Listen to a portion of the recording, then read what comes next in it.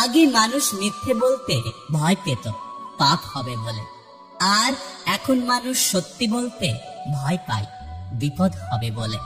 ভরসাটা নিজের ওপর রাখলে সেটা শক্তিতে পরিণত হবে, আর অন্যের ওপর রাখলে সেটা দুর্বলতায় পরিণত হবে।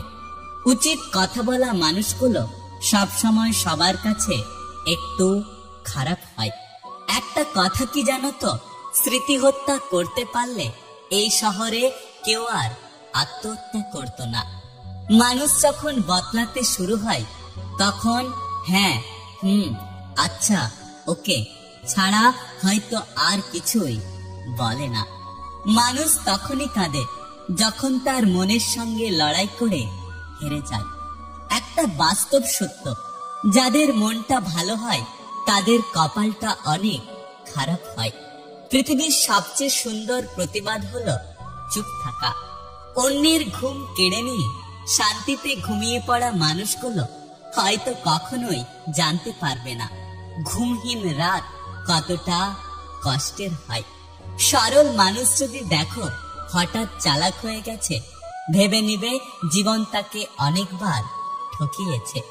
সব কথার জবাব দিতে নেই, কিছু কথা সময়ের জন্য ছেড়ে রাখতে হয়। পুরুষ মানুষ কখনো শান্তিতে থাকে না। নতুন সমস্যা আর ভিন্ন ভিন্ন পরিকল্পনা নিয়ে বাঁচতে হয়। পৃথিবীতে প্রত্যেকটা মানুষের হৃদয়ে কষ্ট আছে, শুধু প্রকাশ করার ধরনটা আলাদা। আমার নীরবতায় যদি তুমি অস্থির অনুভব না করো, তাহলে তুমি আমাকে কখনোই ভালোবাসনি।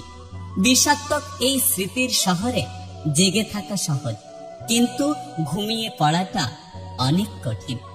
আমি কখনো মানুষ চিনতে পারিনি, তবে মানুষের রূপ বদলাতে দেখেছি। মানুষ অন্যের দোষ দেখতে পেলে বিচারপতি হয়ে যায়, আর নিজের দোষ ঢাকার জন্য উকিল হয়ে যায়। কি অদ্ভুত এক নিয়ম! এখন মানুষ মানুষের শূন্য জীবনে আসে তাকে আরো বেশি একা করার জন্য। ঘুম তো এসেছিল সেই ছোটবেলায়, এখন তো শুধু ক্লান্ত হয়ে শুয়ে পড়ে। অর্থহীন পুরুষ আর সৌন্দর্যহীন নারী শুধু কবিতা আর গল্পতে গুরুত্ব পায়। ফুলকে ভালোবাসলে বৃক্ষের শিকড়ে জল দাও, আর মানুষকে ভালোবাসলে রূপে নয় তার চরিত্রকে সম্মান করো। খারাপ থাকি অসুবিধে নেই, কিন্তু কারো খারাপ হোক তা আমি কখনোই চাইনি। সবাই আমাকে আগের মতো করে ফিরে পেতে চায়, আর আমি আমাকে নিজের মতো চাই।